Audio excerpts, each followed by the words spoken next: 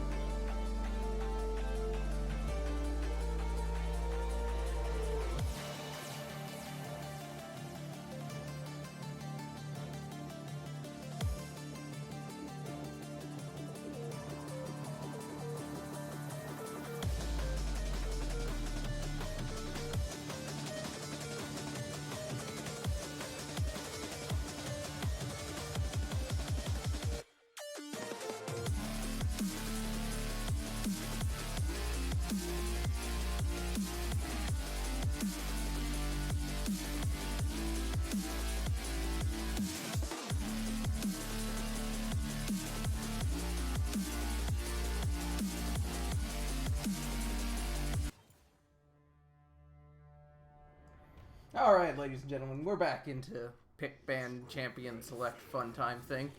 And pick band's gonna remain the same up until the point where the client crashed for one of the players.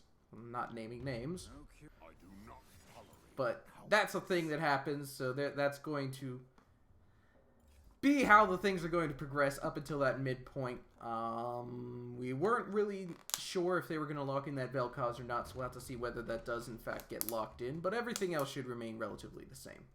I suspect it will be the Vel'Koz. Horizon doesn't really play much besides the Yasuo that I saw. His match history is almost just 20 Yasuo games. I think it's actually like 16 or 17 Yasuo games. And the only other thing that I saw he'd been playing at all was Vel'Koz. So I suspect that it will be the Vel'Koz for him coming in. So we'll see about that, but that seems most likely to me. And yeah, going back to all these picks, everything so far seems pretty reasonable. So far, PB Patrol has a pretty hard scaling comp. This is definitely a composition that is going to be pretty hard to deal with late game. This is double tanks with the Veigar already. That's a lot of scaling. And even with the Vel'Koz, it's going to be pretty hard to cut through this. On the other side, of course, we have more of a meta composition with Maokai and Varus. And then the potential Vel'Koz and potential Zyra, also very meta. With, of course, the Vel'Koz not exactly meta, but does provide some kind of poke from the mid lane, sort of similar to some of the other meta mid lane picks. Yeah. One thing I want to note is that Varus on the red side has something ridiculous like a 75 or 80% win rate in competitive. So, very, very strong picks, especially on the red side. So, interesting to see how that stacks up. I tend to think about that every time I see the Varus on the blue side because it makes me wonder, did they pick it because they need Varus or did they pick it because they don't want Varus to be on the red side? So, it's a nice little counterplay there. This season's brought in a lot of those different meta trends that didn't really come into League of Legends all that much in Champ Select previously with the 10-ban system. Yeah, the thing is with competitive play, the because of the 10 ban system, it's really not analog to this pick and ban really as well. Just because of how the two extra bans, the two extra bans for each team, so four total extra bans, of course, coming in after the first three picks, just sort of puts a lot of emphasis on the first three picks. You really have to get a lot out of those first three picks because whatever you do pick, a lot of times or almost every time you go to your second, your last two picks, you're just going to get the rest of your champion pool pinched. Whatever you don't pick, they're going to decide to ban out two champions in one of the roles you haven't picked most likely every time. Notably here, though, the Vayne is coming in. This is a full scaling comp from PB Patrol. This is going to be really, really, really strong late game and very bad early game. This is all in on the scaling composition. So if they don't fall too far behind, this game will probably be pretty easy for PB Patrol to pull out as long as they can drag it to 30, 35 minutes, something like that. But on the other side, Team Never Late should have a pretty big advantage in the early game, especially in a lot of these lane matchups. They have the advantage, so maybe they can pull off an early lead, and then they should be looking to end or at least get a substantial lead before around 25 to 30 minutes, which is when this composition from PB Patrol is going to start coming online. Yeah, I really like that assessment. I'm going to have to agree with it pretty much in every regard. One thing I do like is the pick by Mischief here onto the Lulu. Lulu very, very good at dealing with both Zyra and Malzahar because of the properties of her auto attacks. It makes killing those plants and those creepy crawly lobster whatevers very easy to kill. So interesting little counterplay there in the bot lane. Don't know if it'll be able to counteract the immense amount of lane bullying that Varus and Zyra could put out this season, though. So, with that being said, we're about 2.5 minutes away from being able to get into the loading screen. Any final thoughts on these drafts as a whole, besides what we've already said? Any particular matchups you're thinking might be interesting to watch as we proceed into the early game? I think the most interesting matchup to watch is going to be in the mid lane. I think this Veigar versus Vel'Koz matchup is something that should be interesting. Veigar is traditionally has a hard time against these long range mages, but of course he does have this huge scaling advantage. And if the Vel'Koz gets too close, the Veigar does have a huge damage spike at once he has that Morel Anomicon. And so it's very possible for the Veigar to actually get kills in the Vel'Koz, despite it being a bad matchup. So it can snowball very fast one way or the other. And you can see the Vel'Koz is taking this cleanse from Sideways Horizon, so that he can avoid getting stunned up by the event Horizon. So we'll see how that matchup plays out. But yeah, I just think this is going to be a pretty standard scaling comp from PB Patrol, maybe a little bit all in on that. And if they can avoid falling too far behind, they should be able to pick this up. On the other side, Team Never Late, as long as they can get substantially ahead, should be able to pick this one up as well. I'm very excited to see whether I can actually say Sideways Horizon turns that event Horizon sideways as he cleanses out of it. We'll have to see whether I get a chance to say that or not as the game goes in. Very, very excited. Team Never Late versus PB Patrol. I'm excited. let's get into some music while we're waiting to get into game. Those are words that I can say. We'll see you all in about a minute and a half.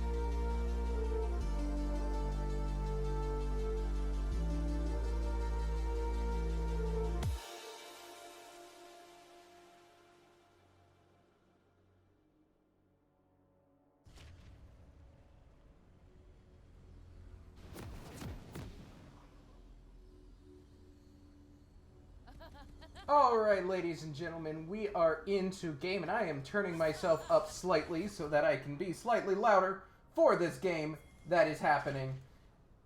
Everything's messing up. Give me a second. My scoreboard always does this to me. There it is. Nice and good. Easy to run. That's better. So, how are we feeling? Feeling pretty good, and I'd just like to talk about some of these keystones since, of course, the stream viewers cannot see the keystones. So the interesting ones here that I'd like to just go over quickly. We're seeing a Thunderlord's Vagar, not really normal for Vagar. It is a little bit better in lane for trading than like the Deathfire Touch or the Storm Raider Surge, but it is of course a lot weaker late game than either of those masteries. We're seeing a Grass Poppy into the Courage of the Colossus Maokai, which means that Nathaniel Knox is going to be wanting to play aggressively in lane. It's obviously a lot worse late game to take Grasp, but it is a lot stronger in lane. It gives you a lot more trading power. So we may be seeing the Poppy looking to force an early TP out of the Maokai and then make a play on bottom lane. That's the main reason to take Grasp in this kind of matchup, so that you can get an advantage like that. There's also a Deathfire Touch on the Varus, which means that if Fellas Mortis and Mischief are able to get a good trade onto this Varus from Inkspire, he won't be able to heal it back up for free with Warlord's Bloodlust. Of course, the Deathfire Touch is a little bit better for going the lethality build and doing massive damage with your piercing arrows late game. But in lane, the Warlord's Bloodlust is very useful for trading and getting your sustain back up. And then, of course, the other big thing is that the Vel'Koz is running Thunderlord's Decree, which is not, I wouldn't say it's abnormal, but it is a little bit different. Sometimes you will see the Deathfire Touch, but it makes sense here to take the Thunderlord's Decree since he is in a winning matchup, and he may be able to pick up some solo kills if he gets some nice pop-ups and some knock-ups down. Yeah, I really do like Vel'Koz in lane. It's one of those rotational spell kind of champions that really is satisfying to play. Not very satisfying to play against, especially when he does land that tectonic distortion onto you, or disruption. I think it's one of those two. Something like that, yeah. But I do like. I want to go back and point this out. We did talk about this a little bit in Champ Select, but I think the cleanse here from Sideways Horizon is very key because this doesn't just stop the Event Horizon, which is what we're talking about in Champion Select, but it also stops the Glacial Prison from green Post-it notes, or what's that move? I think it's called Glacial Prison, right? I could be wrong about that one, but it stops the Sejuani ultimate, regardless, from stunning him for too long. He can cleanse out of that and simply walk away. And that's really, really powerful because one of the big things with a jungler like Sejuani and a champion in the mid lane like Veigar, you have these ganks set up where the jungler comes in, uses their hard CC, and that allows the Event Horizon to come in and stun. And that's not really an option when the cleanse is on the enemy mid laner because they'll cleanse the initial CC and that'll effectively get them out of the Event Horizon as well. So it has double value in laning phase here against ganks. So I think it's really strong. Yeah, and really there is so much hard CC on the side of PvP here, so that will certainly get its work out in this game. I expect Inspire to pick up a QSS at some point in this game as well, just with the amount of CC that the opposing team is putting out. A lot of damage onto Mischief in this lane here. We kind of expected that, though. Yeah, I mean, for Fellas Mortis and Mischief, this is a very hard losing lane. Even though the Lulu is strong in lane, she's really not going to be able to stand up to a Zyra, especially when your AD carry matchup is something as lopsided as Varus into Vayne. Varus just has such a laning dominance over this Vayne, and it's only going to get worse from here. Once he starts building up towards that lethality, his piercing arrows are going to be doing insane damage. And when he does get auto attacks in, they're going to be hurting a lot. Fellas Mortis and Mischief are really just trying to scale here and try and not fall too far behind in this laning phase. And I'm kind of sweating over here. I was keeping an eye on green Post-it notes health bar there as he takes down the red buff, getting awfully low as he did go for blue Grump, wolves, and chickens before going to that red buff, but he did manage to clear all of it, sans the Krugs. So good bit of farm onto him. Elise is going to do a similar start, finishing with the Raptors instead of the red buff though. Yeah, one thing you'll note here is that neither jungler has done their Krugs, which means that both junglers are actually going to be somewhat behind the curve of the game a little bit. And so the reason for that is not because the Krugs actually give very much experience in the first clear. The first clear Krugs actually give very little. It's that you want to do your Krugs early on because then you get the faster respawn of the Krugs. You want them to respawn as fast as possible because the second and every other spawn after the first spawn of the Krugs gives so much experience and so much gold that it's so valuable to take those Krugs out. And that's what allows the junglers to sort of keep up in cases where you see junglers keeping up in pace of gold and experience with solo laners for early parts of the game. A lot of that comes from doing Krugs very efficiently on cooldown. And because they haven't done Krugs early on, either of them, green Post-it notes just cleared his out now. This is a pretty late Krugs from both of them since Restless Mofo still hasn't even gotten his at all. We're not going to be seeing them keeping up as much in experience. Yeah, and one thing is that NT Health is actually getting double CC'd here. Not a whole lot beyond that, but a nice condemn into that wall. That wall can kind of slide you right by it, but Fellas Mortis able to get a good stun off there. Very nice. Yeah, Inspire is out of mana here, but we're seeing Restless Mofo come for the lane gank and has not been seen. Nathaniel Knox, despite taking the grasp, is getting a little bullied out in lane here, but is able to at least keep up in CS, so not too bad off.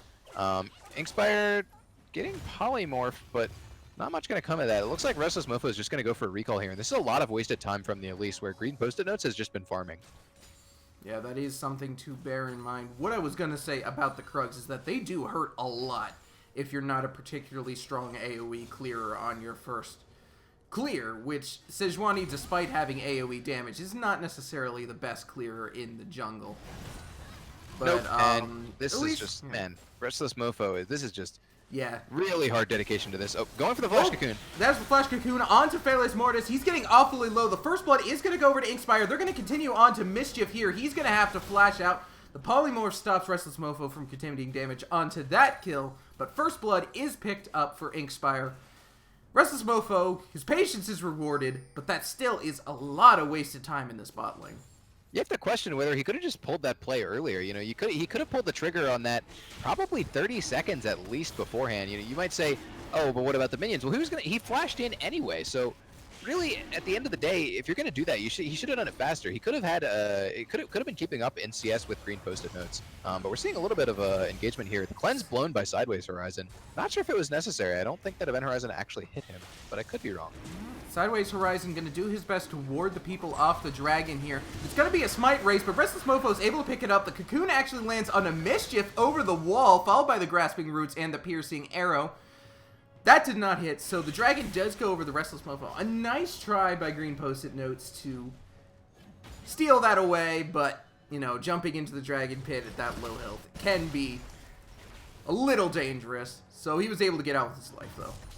Yeah, and we're seeing a little bit more than a 1K lead here for about a 1.5K lead here for Team Neverlate. PP Patrol is just falling a bit far behind here, especially when you consider that Infernal has already gone down. This is kind of a worrying trend for PP Patrol. We know that, of course, they do have the superior scaling in their composition, but this is exactly what they don't want to have happen. They don't want to have a situation come. Oh, Cell Dweller immediately getting pinned to the wall and then destroyed by Nathaniel Knox. That was him just staying in lane when he was way too low. He had the teleport up. Just go back. You can sacrifice a few minions. You're just really, really low and stepping a little too far forward. The weirdest thing is he had the opportunity to shove in the lane and back, just like Nathaniel Knox did. You can see Nathaniel Knox was carrying the Bombay Cinder. The Bombay Cinder is where he won all those trades from, plus the extra health crystal, of course. That's where those winning trades from the Poppy came. Normally, Poppy doesn't really win trades into Maokai at this point in the game, but because he had a huge itemization lead, when he just backed and didn't even TP back to lane, he just walked back to lane. And yeah, just kind of walked back in and killed Cell Dweller. So kind of a weird decision there from Cell Dweller. Not really sure what he was thinking, but unfortunate. So going back to the scaling thing, this is exactly what PB Patrol doesn't want to have happen. Of course, the solo kill in top lane certainly will help things, but they don't want to fall behind, and they especially don't want to give a ton of scaling dragons over to Team Neverlate, because one of the things that they can lose to, even when they start getting into their huge scaling composition at 35 minutes, is, say, Team Neverlate's able to assemble a few dragons, and then they get the Elder Dragon. That's something that they could easily lose to. So they definitely want to try and avoid dragon stacking from Team Neverlate here for PP Patrol. Inspire still landing some very nice piercing arrows in the bot lane, doing his best to zone out Felix Mortis and get some damage off onto him. He's going to go for another one here. He should be able to land this one too. Felix Mortis cannot eat another one of those if he wants to stay in his lane. His heal is still down for at least a little bit longer, so if he eats one more of those arrows, he is going to be either dead or completely forced out of lane. Oh! He's actually going to be dead. Saw that coming. Called it. And Bait Spotting gets 1 point. 2 points, actually. Kind of lane matchup, you really gotta question. Are you really sure that you need to be going going the Pierce for that hit, pickaxe? the Tendrils of Corruption, Stranglethorns combo gets the kill in the bot lane. Meanwhile, the Lifeform Disintegration Ray in the mid lane picks up a kill as well. Very aggressive by Inti Health and picking up the kill there. Cell Dweller and Nathaniel Knox are going to hit each other with their slightly stiff noodles and then back off. Yeah, lots of trading here, and picking up some pretty big lane leads from Team Neverlate here, and they've got a lot of turret damage on the bottom turret, so at some point, this is, they're looking maybe for a dive, but Green Post is Oh, and the stun lands onto Phaelus Mortis. Restless Mofo is very aggressively posturing here. He lands the Q, but the stun knockup from Sideways Horizon does not land, so they're just going to have to back off of this. They are going to try and take this turret down for the Brick Gold. And Phaelus Mortis is immediately chunked back low. He barely got back in the lane, and he's going to have to recall again. And that Brick Gold does go over to Team Neverlate. Now Plasma Noodle is fighting Restless Mofo. Sideways Horizon is on his way in. He's going to land the Geometry into the knockup. Plasma Noodle does manage to get the return kill with the Primordial Burst on to Restless Mofo. So 1-for-1 trade in that specific instance. But overall, fight swinging in the favor of Team Neverlate all over the map. Yep, big leads in lane, just able to rotate that Vel'Koz solo kill down into the bottom lane. Hey, we're going to show up with 4 people. Your jungler's trying to farm this solo onto the turret. Well, let's just show up with 4 people and pressure him off. And then, oh, hey, your Vayne's coming into lane. Let's hit him with a cocoon, chunk him out. Oh, Forest Arrow comes in. you guys are all low, even though they only ended up picking up, I think, what, 1 kill, and then a 1-for-1 afterwards with the Veigar, sort of walking into the jungle for some reason. Really just a really like powerful lane advantage. This is what happens when you win these lanes on the bottom side of the map so heavily. It's really, really hard for PB Patrol to do much. Cell Dweller taking some damage here, but he does have Ventral Maelstrom on. He'll be able to get out of that fairly easily. They are going to look to take down this turret as well. Even without any minions, they can still pick it up. That's another turret over to the side of Team Netherlate, and we see Felius Mortis up here on fire. I think that's just a spectator bug. So we're going to ignore that. Inkspire and Inti Health, they are here. The Change of Corruptions does miss as Felius Mortis lands a very nice flash over the wall. It's not quite the direst wall, but it is fairly thick, so nice flash. Yeah, but you know, at the same time, you got to question what was all that commitment for? Why were they even in that brush? You know, that cost them that flash being in that brush in the first place. Why did they even start the channel of the TP? Because there's no way they're going to win that fight, even if the Poppy TP comes in. And this here comes Varus is Restless 3-0. Mofo.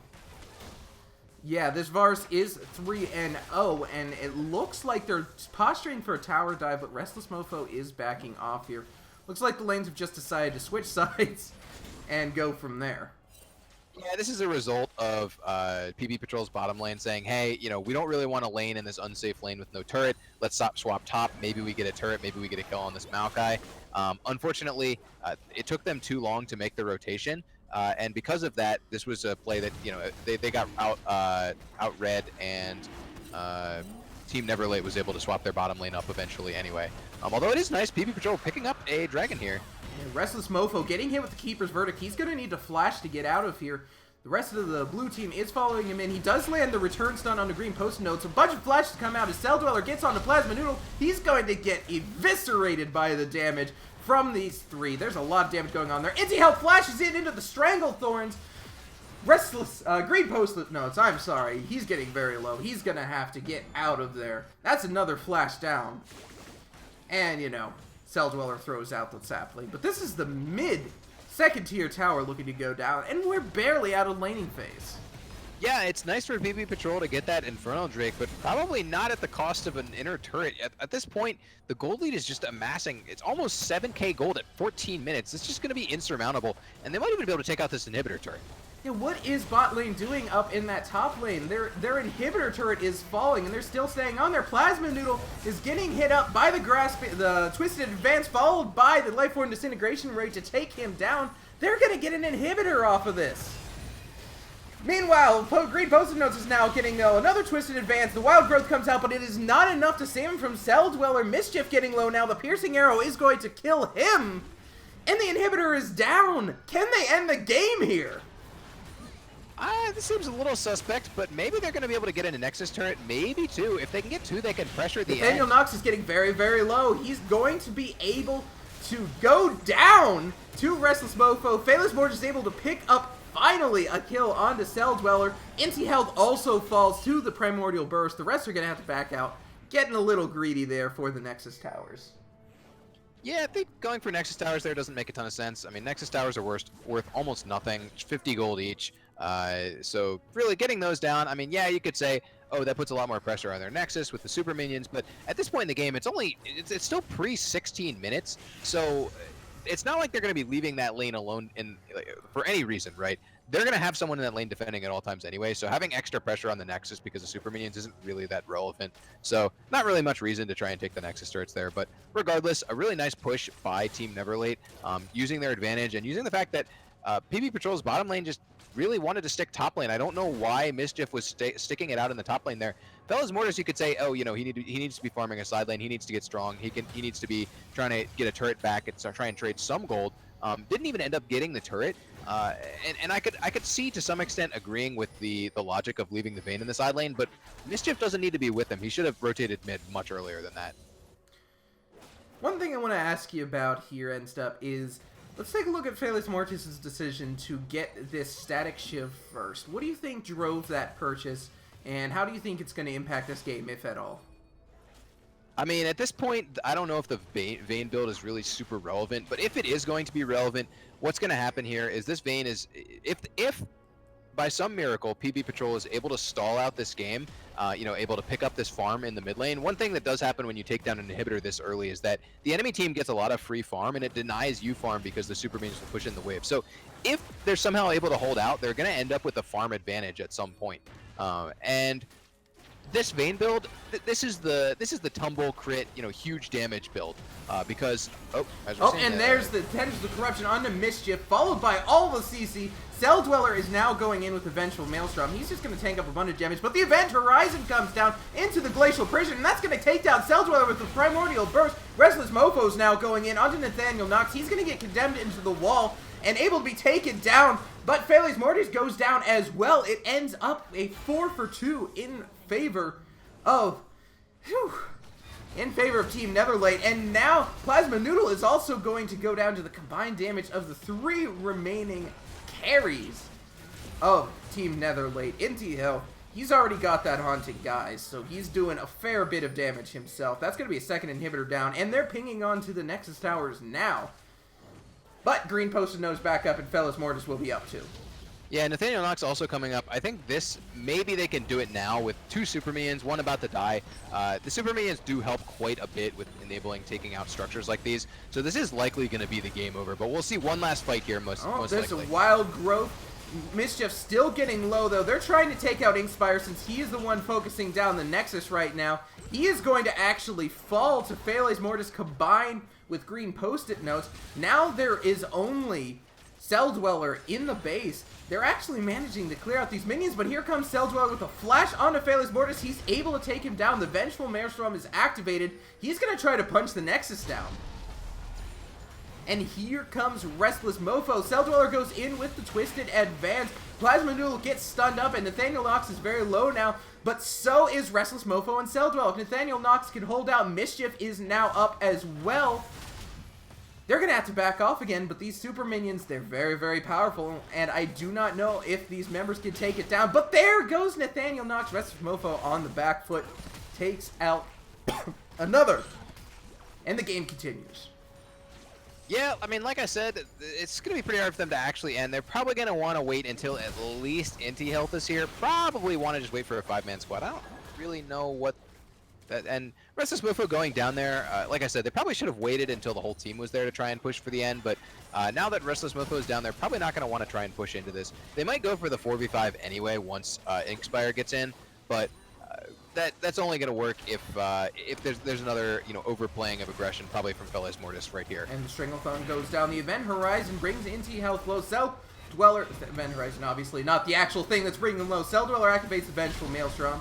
Keeper's Verdict goes down, misses, but one of the inhibitors is respawning. The other one still going to be down for a bit.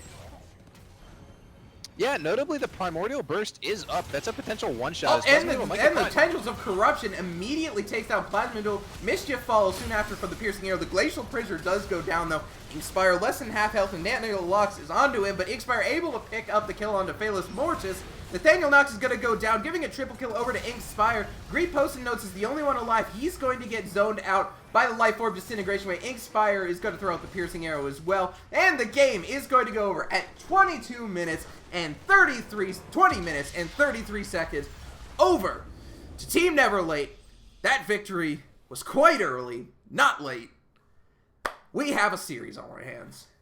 That was a fast one for sure, and I think we can attribute that mostly to picking a full scaling composition. People have shied away from this kind of thing for a long time for a reason, right? This is something you haven't seen, competitively at least since season 2, where you could turtle forever with these kind of compositions. You just can't do that anymore. You can't just pick a bunch of losing lanes and expect to be able to scale into the late game. Games can actually end fairly early on now, so it's hard to just say, hey, yeah, I'm going to pick Vayne and it'll probably be fine, right? Like, no, you're laning into Zyra Varus and you're just going to get just dumpstered in lane, and then they're going to take that lead. And obviously, it's not entirely on the fault of Phalanx Mortis for picking this Vayne. Of course, it does have a lot to do with the lane loss of mid lane as well. Plasma Noodle falling super far behind in lane and getting solo killed is what caused that dive on bottom lane, which then snowballed into the turret, which then snowballed into more kills, snowballed into more turrets, on and on and on, and eventually you lose your base. All right, well, very nice game to start us off with. Explosive and short, just the way I like it. Tell you what, my friend, I am going to get us into another custom game so that we can get these teams together. So, folks, if you hear little League of Legends sounds in the background while the music is playing, do not panic. You're not missing anything, just me trying to get the teams together. Meanwhile, listen to this really great War Songs album that Riot put out. It's pretty cool. We'll see you all in a couple minutes.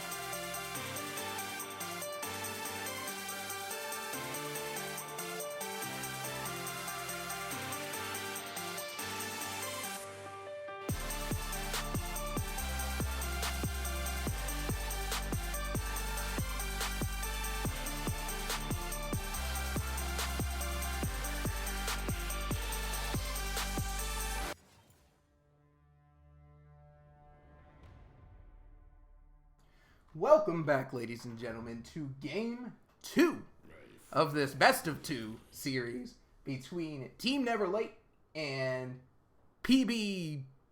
Pack? PB... Patrol. Patrol! Those guys! I'm sorry.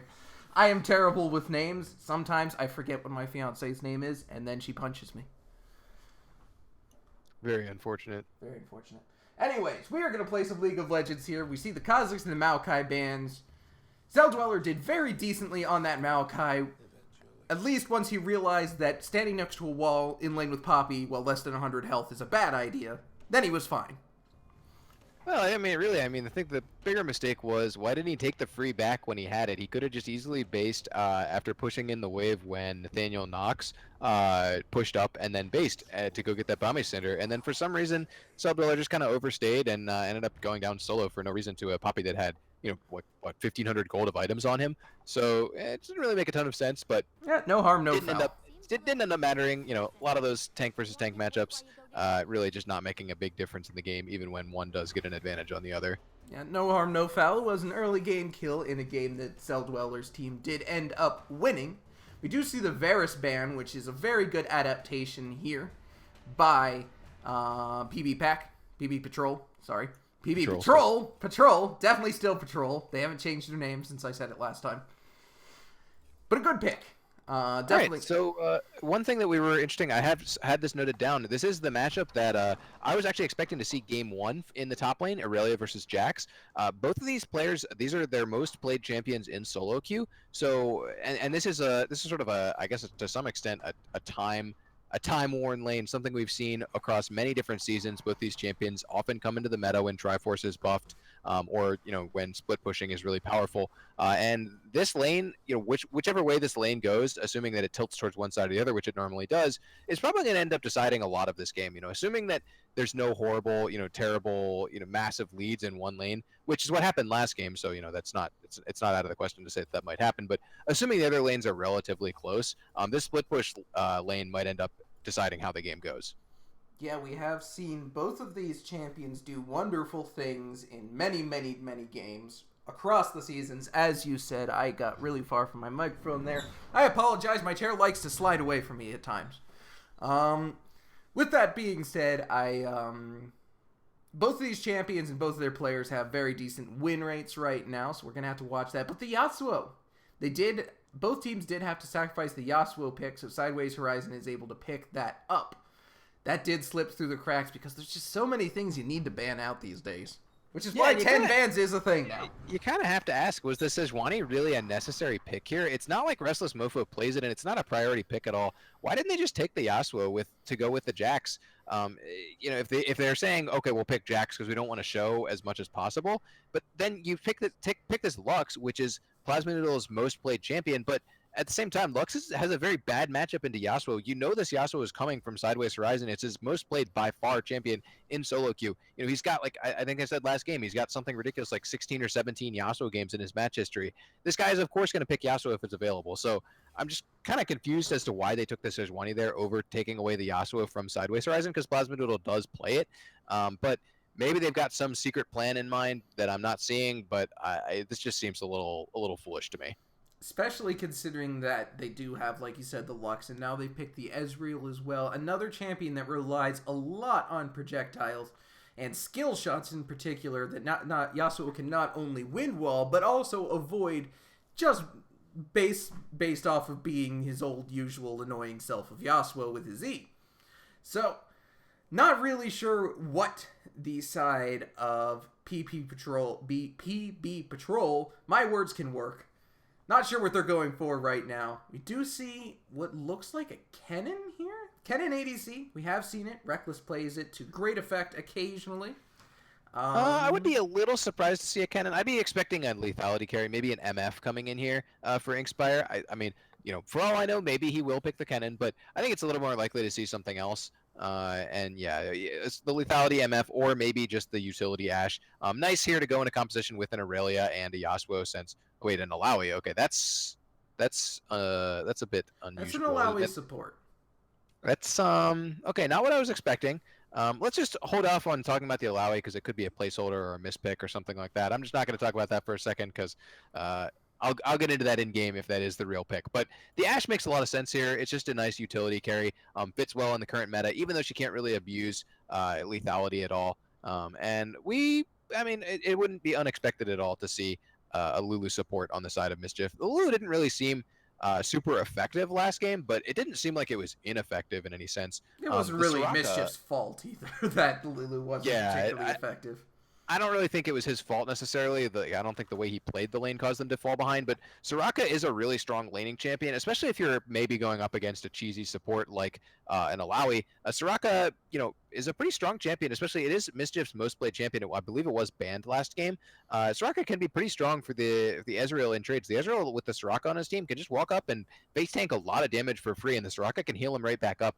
So it allows him to play a lot riskier and get up in some aggressive positioning to hit those Mystic shots. So we'll see if that's what ends up happening here in the bottom lane. Yeah, Ezreal has two very distinct playstyles that you can go for. You can either go the Wild Turtle Ezreal, which is Arcane Shift right into the middle of action and just start slinging everything every which way.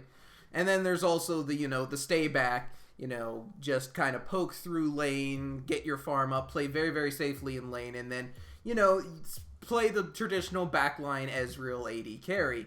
And I'm not sure which one Felis Mortis is going to be going for, but considering he has a Soraka, I would be willing to guess that we're going to see him channeling at least a little bit of the turtle in this game. I would certainly hope so. It's gonna be fun. I would certainly hope. And we did see a last-second switch of summoners on Plasma Noodle's Lux from Ignite to Ghost, which I think makes a lot of sense. I mean, I think taking a defensive summoner against the Yasuo, this is a very bad matchup. So taking a defensive summoner makes sense. I would have expected it to be the heal, though. But Ghost is certainly fine here since it does double as sort of an offensive summoner spell. Helps your roams and such.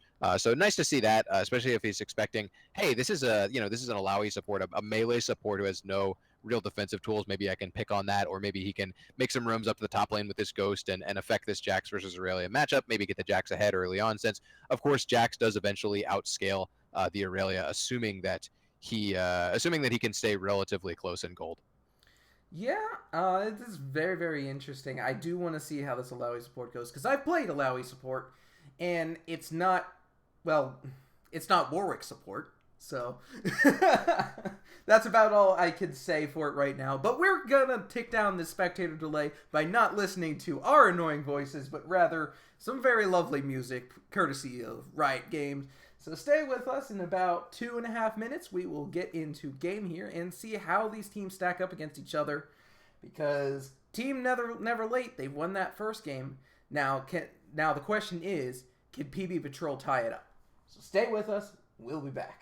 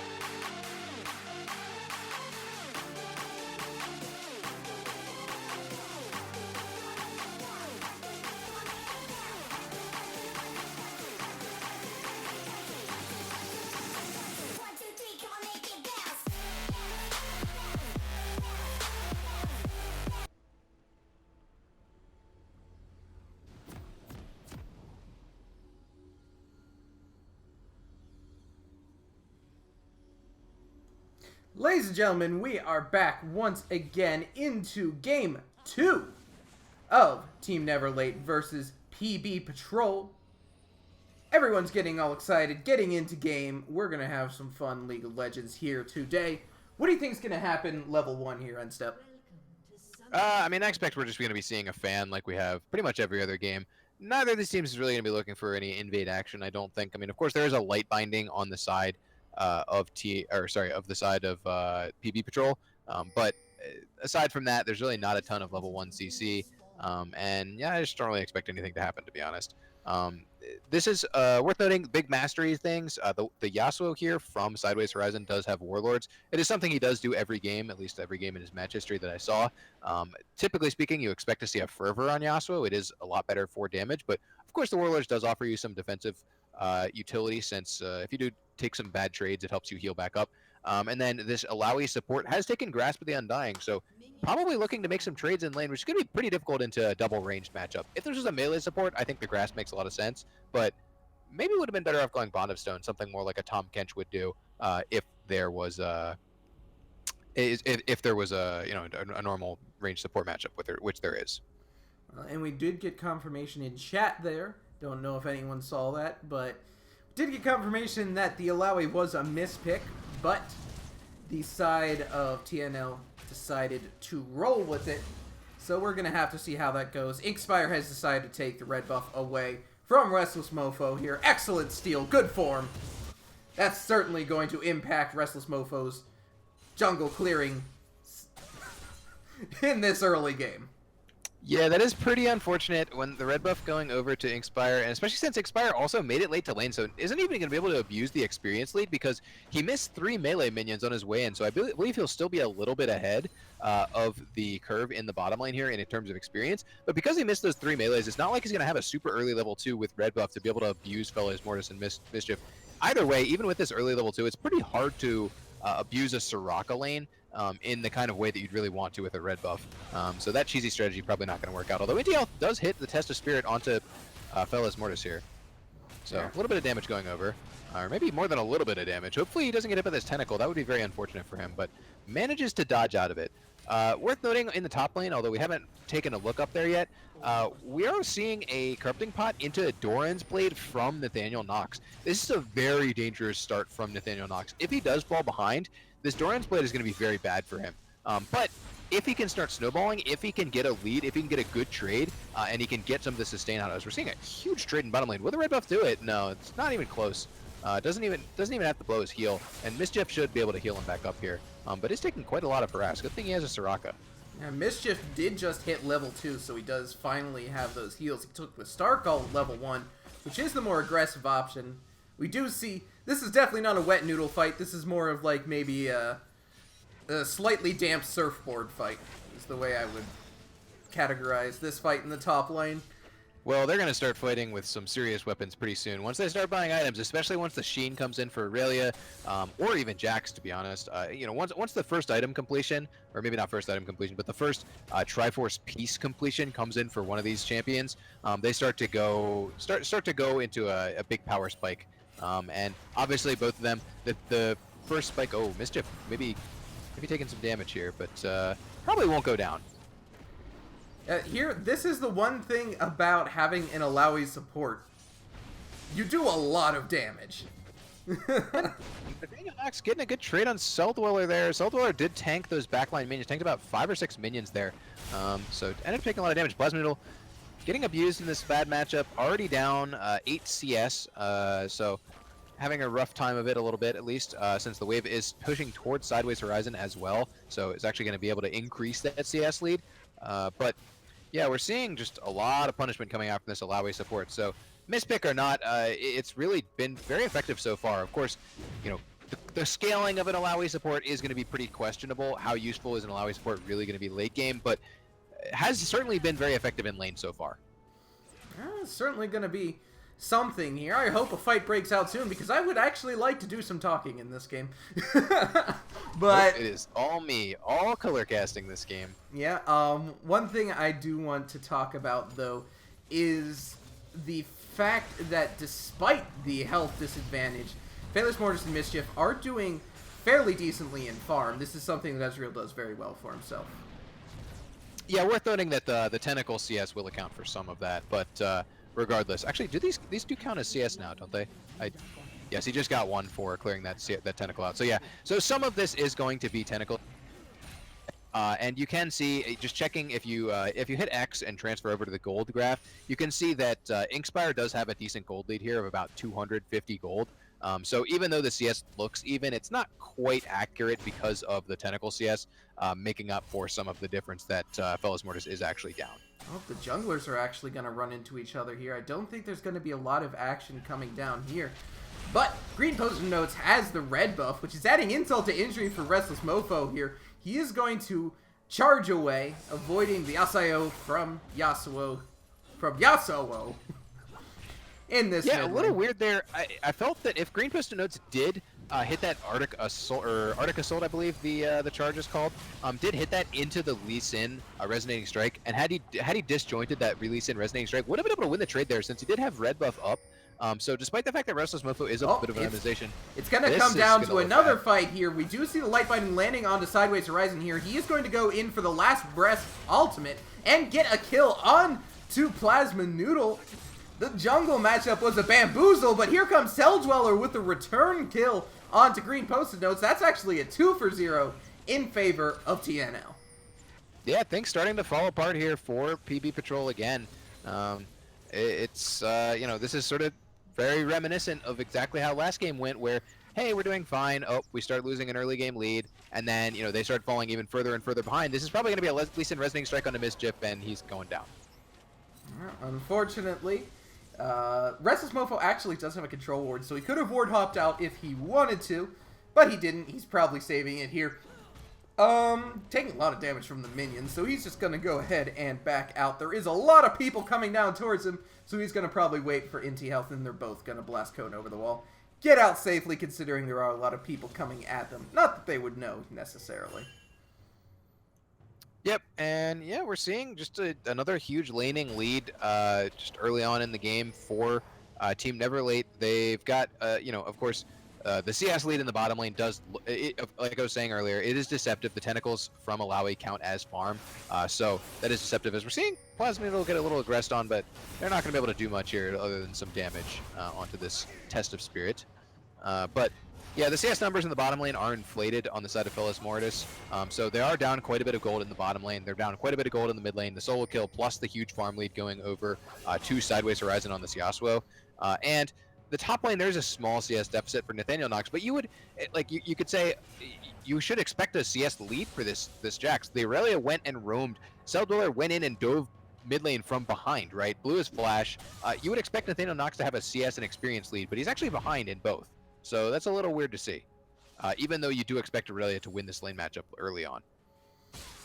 Yeah, it does kind of suck that we do see the Jax falling behind in farm here. That was the one shining light of this matchup here, was that this Jax, we did expect him to do at least somewhat interesting things in this top lane, but nothing seems to be coming of it.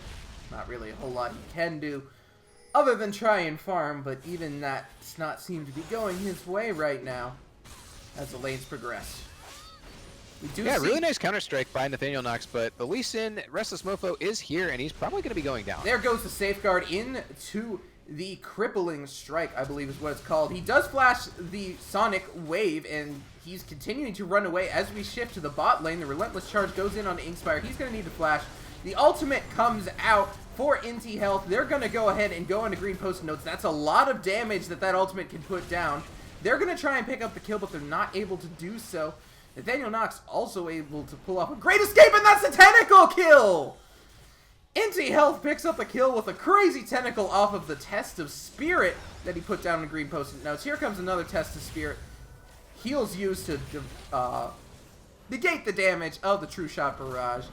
Felix Mortis and Mischief gonna have to back off. It's got to be mentioned that once that Alawi ultimate times out, anytime you get hit by a tentacle, it's your fault. Right, it's very, very easy, even if you're a 325 movement speed champion, as we're seeing. Plasmid will probably going to get Restless Mofo, he does the flash kick to try and get the kill on to Sideways Horizon. But the ultimate from Plasma Noodle immediately turns around. Inti health getting very, very low.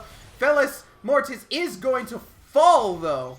Not able to pick up the kill. Inti health very, very low, but secures the kill. But nice turnaround on the with Plasma Noodle there. He was able to get that kill on the Lee Sin with a clutch ultimate. Yeah, and it's picked up the double buffs here, so maybe able to do something against this Yasuo in lane. Although, of course, only having Ghost up as his only summoner and losing the Flash against the Yasuo, who does have Flash and Ignite, very dangerous, especially since the Yasuo does already have a pretty big lead and could even be looking to make something happen here. Although, taking two turret shots on the Yasuo, not exactly what you want. And went a little ham there with the E. The trajectory got him a little close. It's a very interesting shield by Plasma Noodle there. He got the original shield, and the shield came back after the Yasuo did some damage. So interesting there. Cell Dweller using the ultimate there. He's going to be able to take down Nathaniel Knox here in a 1v1. That's to be expected, though. Aurelia's going to start scaling pretty dang hard here. Well, I believe what happened there was Cell Dweller did cheese steal the red from away from Green Post-it Notes jungle, as we're seeing Green Post-it Notes coming up and collecting here at the top lane. I'm not sure. I suspect that Nathaniel Knox just didn't realize that Cell Dweller did have the red buff. As we're seeing Sideways There's Horizon, the last breath coming in, and then the Inkspire arrow on the back foot is able to pick up the kill from straight downtown. KS, mid lane open, AFK for this year. Hey, I respect that Inkspire arrow right there. That was a pretty nice one. But yeah, it's just you expect the Jax to lose matchups or to lose pressure to the Aurelia early on. As we're seeing Aurelia again still has this red buff. He's expired. Got a flash onto the Green Post-it Notes. The Graceful Prison is going to need to go down. Cell Dweller looking for something. He's not going to find it. Finally, I get to say some stuff. Yeah, lots of action coming out here. Inti Health is in the top lane. They've swapped Inkspire and Inti Health up here. Going to be looking to take out this turret and snowball this gold lead. Again, we're seeing a massive early lead. You know, it's only 12 minutes, and there's already about 6K gold lead coming in for Team Neverlate. And they're going to be able to extend it. You know, there's really no threat of any gold, any major gold going over to PB Patrol here. And it's most likely that Inkspire is going to be able to take out this turret in the next couple of waves. Inkspire getting some damage down on Nathaniel Knox. Nathaniel Knox trying to use the Counter-Strike to negate most of that.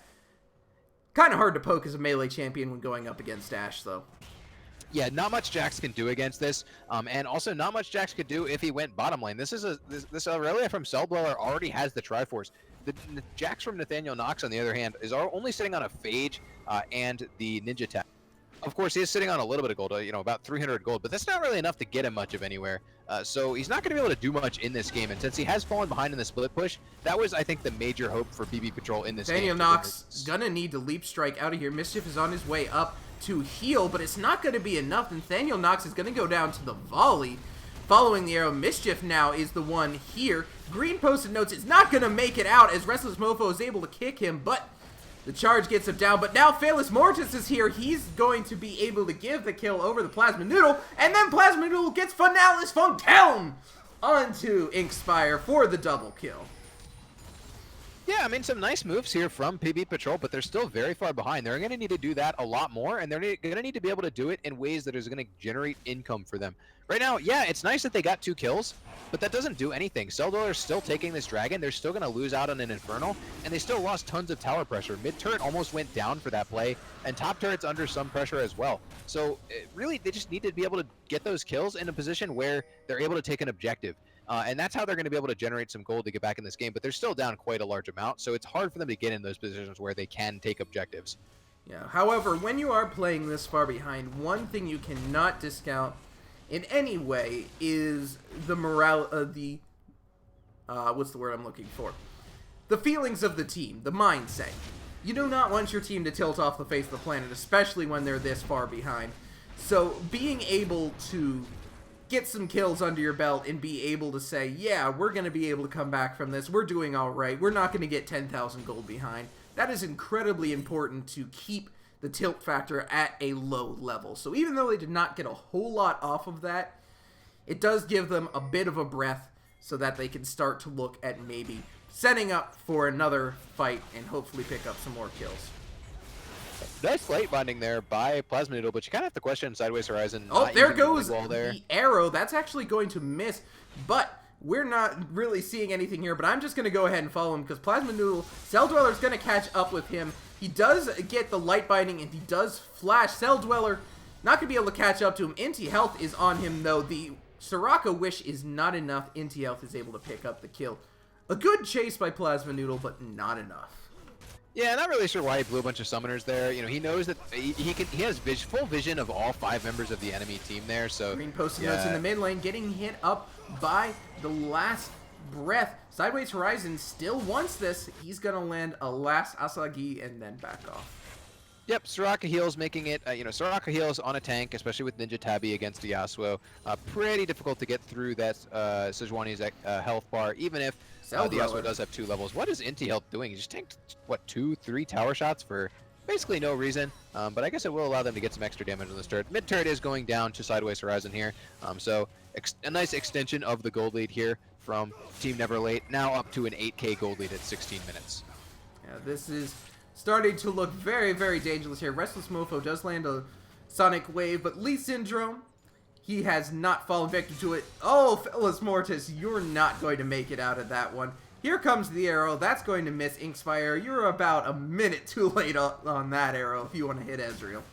Yeah, Inkspire going for, hoping for another nice arrow kill there. Hoping, hey, maybe this Aurelia won't one-shot. Cell Dweller going in. Plasma Noodle awfully low here. He's going to die to the red buff, but the Glacial Prison knocks down Restless Mofo. But down goes Green Post-it Notes, followed by Nathaniel Knox. That's another 2 kills. In an extended trade, that was 4 for 1. Cell Dweller do fall. Yeah, another pretty rough sequence of events there for PB Patrol. I mean, again, I can keep saying it all day, but when you fall this far behind, it's just going to be really hard to get anything accomplished, and you can see that here, right? Like there's this. We can see this Aurelia standing on a ward in our jungle. Oh wait, the entire enemy team is here to back them up because they can push up so far because they're so far ahead. Hey, they collapsed on us. Hey, we lost 4 people. Even though we got 1 kill, it's just not worth it. That was a nice fall. Nice final spark here from Plasma Noodle. Has had a good few nice final sparks this game to pick up some extra kills. Has been the source of 4 out of their 5 kills. I believe actually 3, maybe all 4 of those kills have come from the final spark. We're seeing the arrow come in here on Mischief. Mischief is not going to follow. The rest of the team is here to protect him. Plasma Noodle, as punny as it may sound, the shining light of his team right now. 4-4-1. He's able to land some pretty good ultimates, but I'm not sure if he's going to be able to do much more than that. But a very nice skin he's wearing nonetheless. Well, things are looking pretty grim when the shining light of your team is down 60 CS to their lane opponent. Yeah, I mean, I know this is a bad matchup, but you should not be this far behind. As we're seeing Sideways Horizon, expecting that Ezreal ultimate, the True Shot Barrage, to be coming towards him, was deceived by Fellas Mortis, who was firing it at a side lane to pick up some extra farm and maybe push that back out. But yeah, things are just looking so grim, not just because of the kill lead, but because of the structure and also CS leads for Team Neverlate here, which is the same thing they managed to accrue last game. Inti Health turning into basically a second top laner here. He does waste the ultimate. The Glacial Prism does go down. This is going to be a fight coming down. Plasma Noodle lands very good ultimate, but Phalanx Mortis is going to fall to Cell Dweller. Cell Dweller is massive right now. He is very, very low, though, and Green Post-it Note is going to be able to pick that up. They're looking on Inkspire, potentially Restless Mofo, but the Mischief falls down. Soraka does fall. Restless Mofo's going to get out. Yeah, and again, you got to question, hey, PB Patrol, they had a good trade there, right? They got a 1-for-1. They actually shut down Cell Dweller and just traded away Fellas Mortis. All right, great. Stop it there. We've stopped the tower push for now. They're not going to be pushing in super hard. They're not going to be looking to hit these turrets anymore. And we got a 1-for-1, and we got a shutdown, right? Oh, well, we overstepped a little bit. We walked in too far. We lost Mischief for no reason. And that's the big problem here is they're just making oversteps. Even when they do make potential comeback plays, they're making some oversteps. And even though I do like some of what they're doing, they're just overstepping a bit and just pushing it too far. And we want to highlight at this point, Inkspire does have both the Essence Reaver and the Runeans, but no boots actually in this game. So he's not going to be able to kite specifically, but he will be able to do a massive amount of damage from the backline if we do get into a 5v5 team fight. Cell Dweller, though, the real star right now, absolutely wrecking almost everyone, going in 1v3, 1v4, 2v5, and getting lots of damage done. Yeah, no boots is going to make it a lot harder to deal with the Sejuani. You know, one of the big things against that AD carries can do is we're seeing Nathaniel Knox getting a nice counter strike down. But one of the big things AD carries do against the Glacial Prison is you kite around the allies in front of you to use the Glacial Prison to use as sort of blocks for the Glacial Prison. As that arrow hits Fellas Mortis, but doesn't really look like anything is going to happen to that. Yeah, that's going to be a nice ultimate for Sideways Horizon, though. Fellas Mortis goes down, but so does Restless Mofo. Plasma Noodle again picking up a kill with the final spark. But it's not over yet, as they are pushing in on this mid lane turret. Inkspire does flash out for not really much reason. Glacial Fissure does land, though. That's a lot of damage coming down. Inkspire is going to fall. So will Green Post-it Notes, but in the top lane, Jax. Nathaniel Knox is able to pick up Cell Dweller. Yeah, the Wish coming in actually saving his life, although I believe Mischief had intended that Wish for use in mid lane. It actually ended up winning Nathaniel Knox the 1v1, and that's exactly what PB Patrol needs. They need this 1v1 side lane to be able to win, for them to be able to do much in this game. You know, even with that winning side lane, they're still going to be in a really rough position. But if at some point Nathaniel Knox is able to come up with a 1v1 lead without the Wish, that's when he's going to be able to start doing some really serious split pushing duty, because this Jax does heavily outscale the Aurelia in the 1v1. The issue is just that Cell Dweller is so far ahead of him in gold and in experience that that's really not going to be present for quite some time in this game. It's about just under a 3,000 gold advantage for the Aurelia in this lane matchup. But beside from that, I do want to highlight the fact that PvP has not lost yet. Felix Mortis, though, he has lost his life. The cats may be dead, but Felix Mortis is too. Yep, this is a Lee Sin with Warrior, Hex Drinker, Caulfield's Warhammer working on that mob. Malmortius does a lot of damage with that kick, even after the nerfs in 7-2. So we'll see what he's able to do here. Maybe even able to get some damage onto the Green Post-it Notes, but looks like he's kind of in a 1v3, 2v3 now. Here comes the ultimate from Inti Health. Mofo will fall. Mischief is actually running away here. He is going to get tagged by the Enchanted Crystal Era, and Cell Dweller is able to pick up the kill. Green Post-it Note is going to Dirus Flash the wall, and then he's going to charge over this wall and run away. Yeah, nice flash, but not really going to end up mattering. They're just going to be able to pick him up most likely. Actually, maybe he might be able to escape if he does go through the 2 turrets in the mid lane. This red buff is regenerating a bunch of health since he's out of combat. So Green Post-it Notes probably not going to go down to Inkspire here. But regardless, nice start to the fight there from PB Patrol. Again, maybe a little bit of an overstep after they'd taken out Restless Mofo. Sideways Horizon. Yeah, Sideways Horizon's got the cutoff here, but gonna be pretty hard to take out Green Post-it Notes. This guy's very tanky. Cell Dweller's here as well, but the light binding actually helps quite a bit. Green Post-it Note is able to go the whole way around the map and come back into his base. So if nothing else, Green Post-it Notes, watch this VOD afterwards, pick up that clip so you can put it in your resume, because that was pretty decent.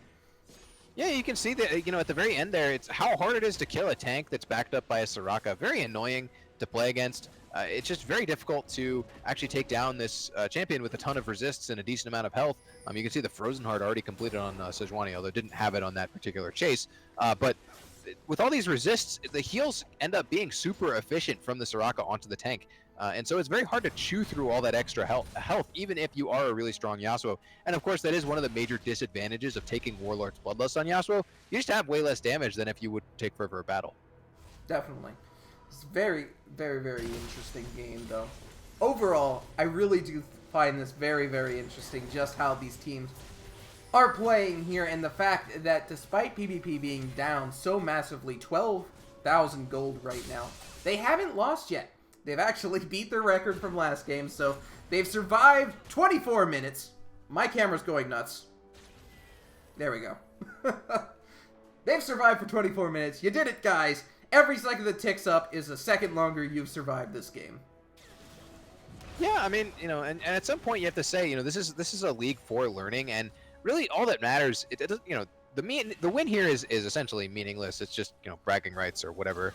And the point of this league is to learn. And so you could say, what are they learning from this? Well, I mean, first of all, they learn, okay, obviously, falling this far behind in lane does make things quite a bit harder. But there's a lot to learn when you're this far behind and you're able to actually pick up some comebacks like this. They're actually able to do a lot despite the fact that they're down insane amounts of gold. And you just have to imagine, what Nathaniel would they be Knox. able to do if they were closer, right? Nathaniel Knox maybe could have gone in there. I guess maybe didn't have the vision to know that was only 2 people there. Maybe thought there was more than just Inkspire and Inti Health, but had he known, would have easily been able to pick up 2 kills there. So of course, that was a potential comeback opportunity if there had been a little bit better vision from PB Patrol, or if Nathaniel Knox had been willing to take a bit more of a risk. Nathaniel is going to get awfully low here. He is going to die to Sideways Horizon, who does burn the flash for it, but Nathaniel Knox is down. Now we look at the mid lane. This is getting pressured pretty heavily here, as is the top lane. Phaelus Morris is going to try and defend this, but not really much he could do against a fed Cell Dweller. Cell Dweller, 7-3-4. This top lane tower is going to fall. Some damage from Cell Dweller. And the fight continues. When he really gets this far ahead, it's really hard to do much as an AD carry, especially when you're 0-5. You're really far behind in levels. You don't have any way to build defensive itemization. Hey, this guy just comes in and one-shots you, and there's not much you can do about it. Nice binding onto Restless Mofo, and he does have to flash out. But unfortunately for Team Neverlate, doesn't look like they're going to be able to do much to the Nexus turrets here. Again, I think they're overvaluing these Nexus turrets. They really seem to be putting a high priority on them when they're essentially worthless, unless you can actually kill the Nexus. Yeah, that's a second inhibitor going down. I'm sorry, I just received a piece of mail, so I'm like, what? Oh, okay. So anyway, what's going on? Okay, so we did lose both those inhibitors there. This is looking very, very dire now. Oh, approaching almost 20k gold lead for the side of... Yep. About a 15k gold lead, plus 3 very strong dragons going over the way of Team Neverlate. They are very far ahead. And if they really want to, they could go burn this Baron. Nathaniel Knox, you keep pushing up there, dude. But he is going to counter-strike there. Cell Dweller is going to continue on to it. But the Wish comes down and the Flash. Cell Dweller does need to back off. He cannot fight 4 by himself at this moment in time. And there is, in fact, 5 here now. Inti Health has come up to support him, and the rest of the team is beelining up there. They're going to go for the Baron, though, like you said. This should be fairly easy for them, despite the fact that there's a ward on this. They do have Inti Health's sweeper, though, so they should be able to sweep it out. Yeah, I mean, let's be real here. They're so far ahead, even with the ward in the pit, doesn't really matter. Green Post-it Notes, the only hope they have here is that Green Post-it Notes would somehow get in for a steal, but he really wasn't close enough. And maybe didn't even see the health on the Baron. I'm not sure if the ward was swept and disabled before the Baron health got that low. But even if he was able to get in the pit, unlikely he's going to be able to steal it against a Lee Sin. That resonating strike execute damage plus the higher level smite was 1 level higher at the time. Very, very, very difficult to outsmite there. Meanwhile, PvP got the first tower. Woo! They did it. They took out a tower. It's all over now. It's all ogre now. Meanwhile, Green Post-it Notes is spoiling everything in chat. Good job. Anyway, so. Shame. We do see Cell Dweller and Sideways Horizon pushing in this bot lane. They're going to go for that last inhibitor. Get the triple win. It's a good classic finish. FlyQuest did that earlier today. It was pretty good.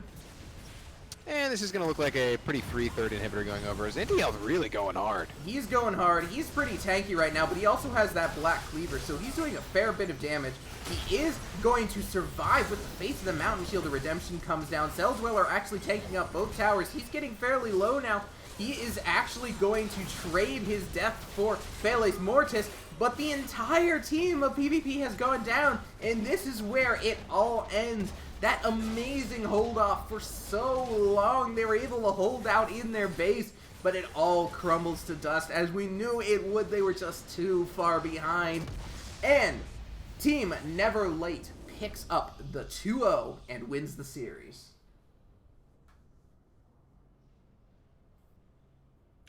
And so, yeah, Yeah, I mean, not much else to say. They fell behind and ended up losing in both games. A lot slower. The second game did feel like they played a decent amount better the second game, so always good to see improvement.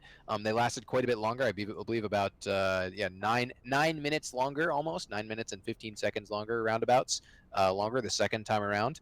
So that's nice to see. Did like to see that top lane matchup as opposed to the tanks going for more comfort picks and more damage-oriented champions. Of course, since Cell Dweller did end up winning that lane pretty hard off of that roam kill mid lane, getting him ahead, then Nathaniel Knox did fall behind. That was unfortunate.